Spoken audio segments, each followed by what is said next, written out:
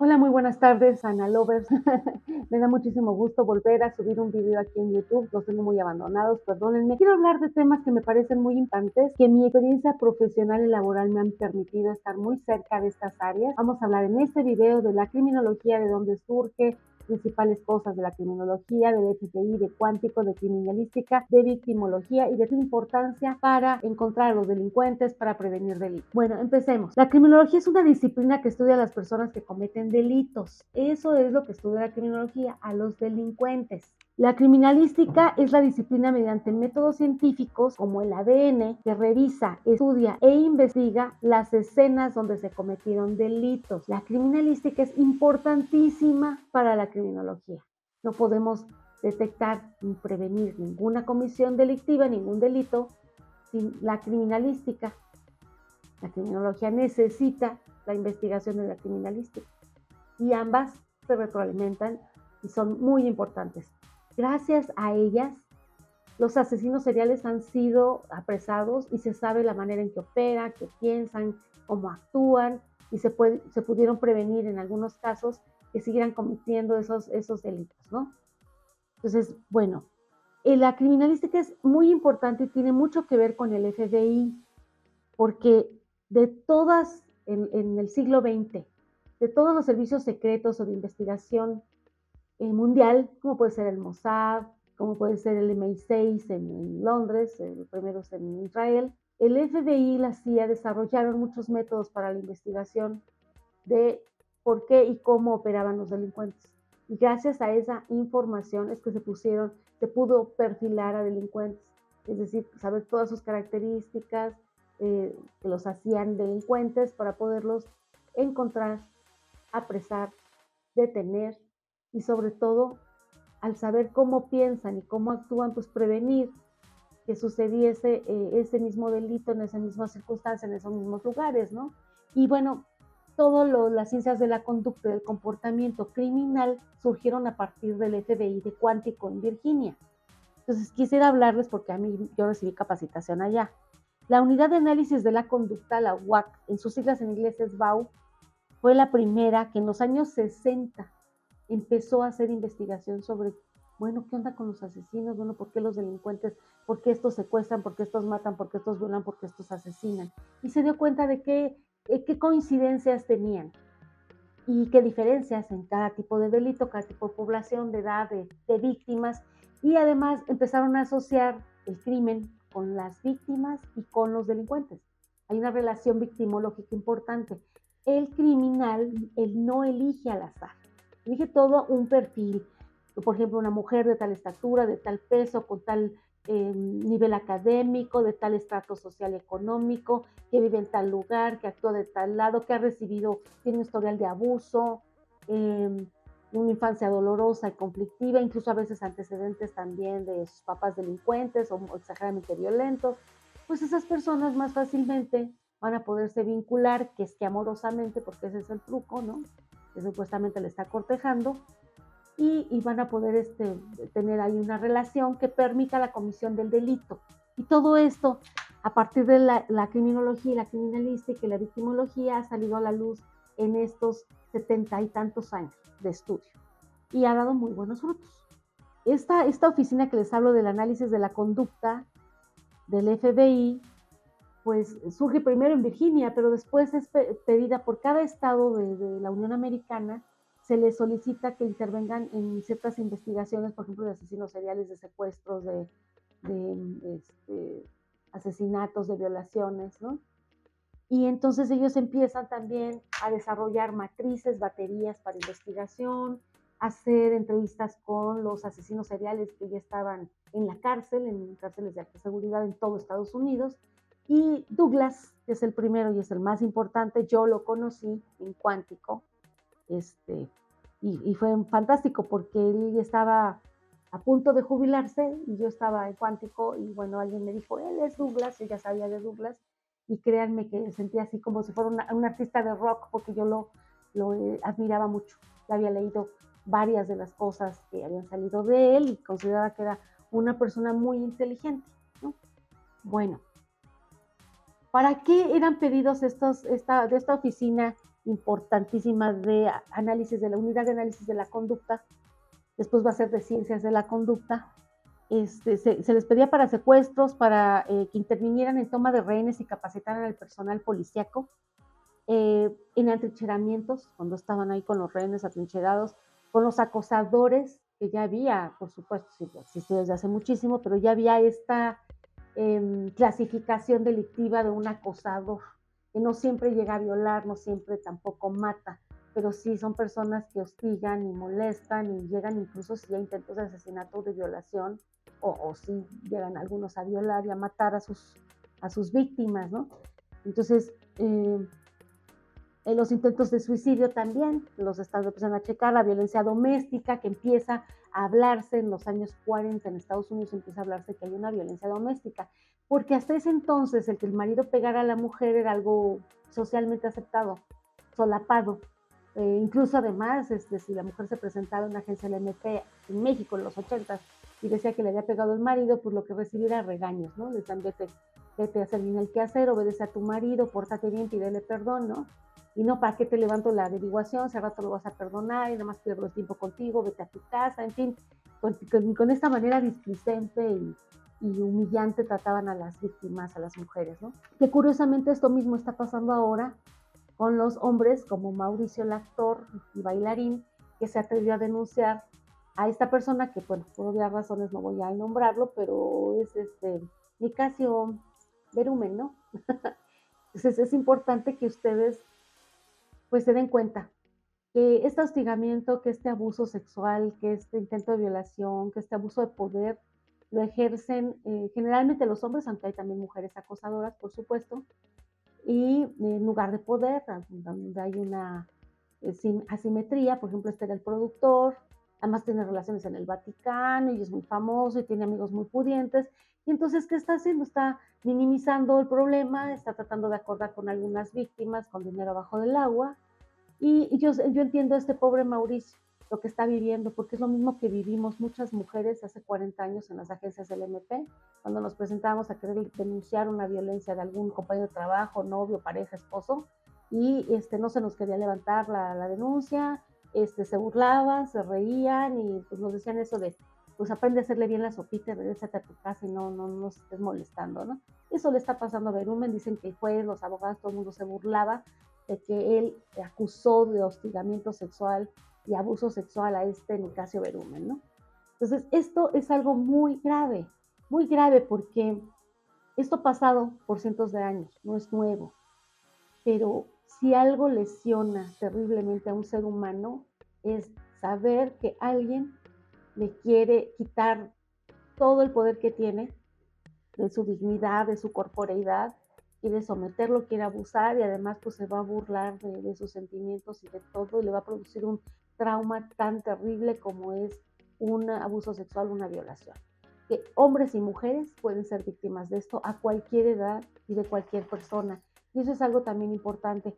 Decía hace poco un comunicador en YouTube, él es un hombre muy alto, y decía que una mujer de 50 años le empezó a agarrar las pompis y las piernas y le metió la mano en su área genital para decirle que si era así tan altote, porque mide casi 2 metros, de todo el cuerpo, que si también lo tenemos grandote. Digo, qué terrible haber sufrido eso en un joven, en una sociedad tan machista, donde los hombres pues se ven mal si se quejan de que las mujeres lo acosan, ¿verdad? O que otro hombre la acosa, también se burlan, porque, ay, ¿cómo te va a acosar? Y ay, ¿cómo van a darle un fregadazo y ya, ¿no? Pero yo sí entiendo lo que pueden sentir esas personas y me da muchísima pena casos como eso.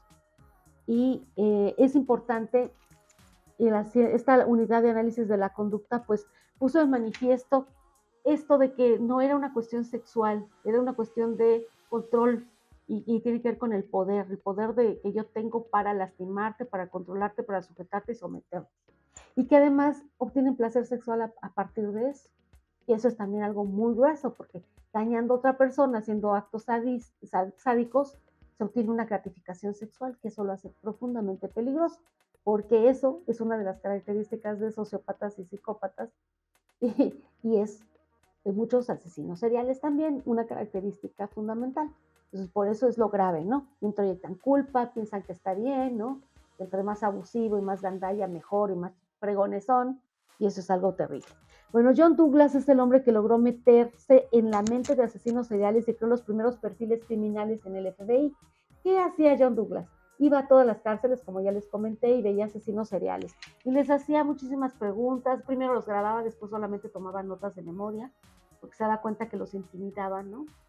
Y pues tuvo que soportar que le contaran cosas terribles. Digo, hubo un asesino serial. Vean, por favor, a Nick Hunter. Esto está basado en muchas escenas reales que pasaron, aunque también hay ficción, ¿no? Él lo ha dicho, hay cosas que no sucedieron tal como están ahí, pero sí el que iba a las cárceles y que veía a estos asesinos y que le contaban cosas terribles y imagínense que un asesino le esté contando cómo mató a su mamá y cómo además la sodomizó, le cortó la cabeza y con la cabeza tuvo relaciones sexuales. O sea, esto hace 40 y tantos años atrás, créanme que es como para no poder dormir. O sea, es terrible, ¿no? Les hacían unas confesiones terribles y además gozaban escandalizando y molestando a estos entrevistadores, ¿no? John Douglas trabajó durante 25 años en el Buró Federal de Investigaciones de Estados Unidos, en el FBI, el máximo experto de todo esto de la conducta general. Incluso en el mundo de los asesinos seriales, si hay alguien que sabe muchísimo de la manera de pensar, de comportarse, de elegir a las víctimas y cómo operan y en qué circunstancias y todo, es él. Tan es así que fue el principal asesor de El silencio de los inocentes y de muchas otras películas que hablan sobre asesinos seriales o psicópatas o sociópatas. Es importante. Y fue un pionero en la perfilación criminal. Él elaboró perfiles criminológicos. No es lo mismo hacer un perfilamiento de un delincuente cualquiera que hacer un perfil criminológico, que quiere decir que es realmente un delincuente muy peligroso, como un asesino serial, como un secuestrador, como un terrorista, ¿no? Y tuvo la idea de sentarse y analizar las historias, el comportamiento y la psicología de estos asesinos. Y de ahí surge toda la información en la cual se ha basado el análisis de los tipos penales, que son las características de los delitos. Entonces es muy importante. Eh, los peores asesinos en el fondo son predadores, son cobardes, lo dice Douglas. Buscan a los más débiles, a personas que son vulnerables, susceptibles, los más ancianos, los más jóvenes, los más delgados, las trabajadoras sexuales, las personas sin familia, las personas que se fugaron de la casa, de orfanatos, que no tienen nadie que los esté esperando. Esto es algo muy importante, porque entre mayor vulnerabilidad de imaginación tenga alguien, mayor probabilidad tiene de ser una víctima de un asesino serial. Entonces, es importante, si ustedes me están viendo, que compartan esta información, sobre todo con los chicos y las chicas que están en situación de calle o que son, no sé, a lo mejor farmacodependientes, a lo mejor tienen adicciones, a lo mejor viven en la calle, a lo mejor están solos, toda su familia ya murió, son migrantes y viven en México solos. Hay que ver esto, ¿no? Sí, sí es importante vivir con gente que nos sabe, que nos cuide, que sepa dónde estamos, que en cualquier momento, si algo nos pasa, van a tratar de ayudarnos, a buscarnos. El asesino serial, por ejemplo, Dahmer, lo que hacía era buscar muchachos que no tenían familia, que nadie los esperaba y por eso podía asesinarlos y pasar inadvertido. O sea, no iba a haber una mamá que dijera, no viene a cenar a las 8 y son las 10 y no llega mi hijo, ¿no? No había nadie. Entonces eso es importante que ustedes no dejen de ver estas señales de alarma. Los delincuentes violentos todos dan señales, solo observen. Ahora, bien, la victimología surgió de estudiar la manera que opera y actúan los delincuentes y darse cuenta que las víctimas juegan un rol especial y quedan elegidas cuidadosamente por los criminales. Por ejemplo, esto que pasó con el clan Trevi Andrade, pues todo esto nos habla de cómo fueron elegidas, por qué sí sucumbieron, por qué los papás se quedaron callados, por qué todo el mundo lo sabía, todo el mundo se cayó, todo el mundo solapó, incluso autoridades, televisoras, patrocinadores, productores, gente importante. Pues ahí está la respuesta, ¿no? Hay, este, esta, este victimario sabe que va a operar con impunidad, sabe que va a poder salirse con la suya. Incluso toman tanta confianza con los años que en algún momento se descuidan, pero al principio planean meticulosamente, minuto a minuto, lo que van a hacer y cómo lo van a hacer.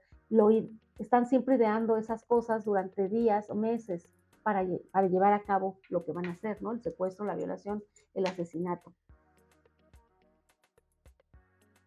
Una víctima es aquella persona que ha sufrido un daño o padecimiento de índole físico, mental, emocional, psicológico, material, a consecuencia de un delito. O sea, cuando hablo de víctimas, hablo de esto, de víctimas de delitos. Si hablara solamente en el plano de psicología clínica, hablaríamos de, pues, a lo mejor, la víctima de violencia intrafamiliar o de violación, ¿no? Pero acá hablamos de comisión de delitos. De delitos. Bueno, sí, la violación también es un delito, por supuesto, y la violencia intrafamiliar, pero estamos hablando de personas que tienen trastornos de personalidad tan graves como la psicopatía o la sociopatía o el borderline o un narcisista con rasgos psicópatas o sociopáticos. De eso estamos hablando. El victimario es aquella persona que produce el daño, el sufrimiento, que lo infringe, el padecimiento a esta víctima de este delito, a esta persona que sufre el daño es la víctima. Proviene de un vocablo acuñado por el procurador de esta supuesta ciencia, yo digo que es una disciplina, llamado Benjamin Mendelssohn, en la década de los 40. En la década de los 40 él decía que la victimología estudia a la víctima y su victimidad, conjunto de factores que predisponen a una persona o un grupo de personas a ser víctimas. Estudia todo el contexto y las circunstancias, eso es lo que quiere decir. Su relación con el delincuente y su grado de participación en el hecho delictivo. Es muy común que una víctima termine siendo victimaria. Volvemos a Clan, Crevy y Andrade. La victimología también otorga cierta asistencia a estas víctimas. Por ejemplo, les ayuda a entender qué les pasó, a prevenir que les vuelva a ocurrir, a darles una asesoría jurídica, incluso atención psicológica o médica. Y eso es algo importante, el tratamiento médico, ¿no? Da atención médica, los primeros auxilios psicológicos y disminuye su angustia, su ansiedad. A veces incluso me tocó estar en la Procuraduría cuando había una atención a víctimas, toda una dirección de atención a víctimas. Teníamos un área que atendía a víctimas de delitos violentos, a víctimas de violencia intrafamiliar, a víctimas de delitos sexuales. Había todo esto, no sé si aún continúen, esto surgió en los años 80, en los 90 yo trabajé ahí, y era fantástico esta visión integral de darle un apoyo integral a esta víctima de este delito, ¿no? Igual se le atendía a una mamá que había muerto en una balacera a un hijo, que en un secuestro, que en una violación, que si no encontrábamos a la hija se sospechaba que le habían hecho daño y por desgracia la mayoría de las veces sí era así, encontrábamos después que sí, la habían matado, en fin. Entonces es importante que tomemos en cuenta que la víctima y el victimario tienen una relación importante y que hay que estudiarla muy a fondo para prevenir que estas víctimas se conviertan en víctimas y que este victimario logre encontrar personas, ¿no? En el lugar donde está buscando. Entonces yo les recomiendo, si ven algo fuera de lo común, que les llama la atención, un vecino raro, se oye silencio siempre, pero a determinada hora se oyen gritos y ruidos y música en la madrugada y sale con bolsas raras, se hace cosas raras, aguas. Si pueden, pues entre todos los vecinos vigilar si llega alguien y ya no sale de su casa o cosas por el estilo, pues sería bueno. Recordemos que por desgracia el delito de secuestro en nuestro país está muy fuerte y de repente pues te enteras, ocurrió algo horrible, ¿no? En una casa o que fue una casa de seguridad y tú pues jamás sospechaste que tu vecino pues, se dedicara al secuestro o a la delincuencia organizada. Entonces es importante que estemos alertas, que veamos y que en la medida de lo posible nos enteremos más de estos temas, investiguemos. Hay muy buenas series, una Bomber se las recomiendo, My Hunter se las recomiendo. Eh, es importante saber de esto, no porque ustedes les tenga que pasar esto, no en absoluto, sino para comprender qué cosas nos pueden poner en la mira de un asesino serial o de un delincuente o de un ratero o de alguien que nos quiera convertir en víctima de un delito, ¿no? ¿Qué nos puede poner en la mira? Es importante saber qué hora y qué día ocurre un delito en especial, cómo ha ocurrido, porque el asesino serial va a repetir exactamente la misma escena, las mismas características de la víctima, el mismo horario casi, incluso a veces hasta en el mismo día y fecha lo hacen, en ciertos lugares característicos. Cuando hay todo un patrón, sabemos que hay posibilidad de encontrar un asesino serial. Y además generalmente tienen algo en particular que repiten en cada escena del crimen, y esto la criminalística nos lo ha dicho, que nos hace saber que es la misma persona. Entonces espero que este tema les haya sido interesante. Por favor, déjenme comentarios. Si les gustó, por favor, no se olviden de suscribirme, darle like, de compartirlo con el mayor número de personas posibles y déjenme comentarios qué temas quieren saber. Hay muchos temas sobre esto que puedo yo con todo gusto desarrollar. Les mando un abrazo y gracias, Ana Lovers, por estar aquí. Hasta luego.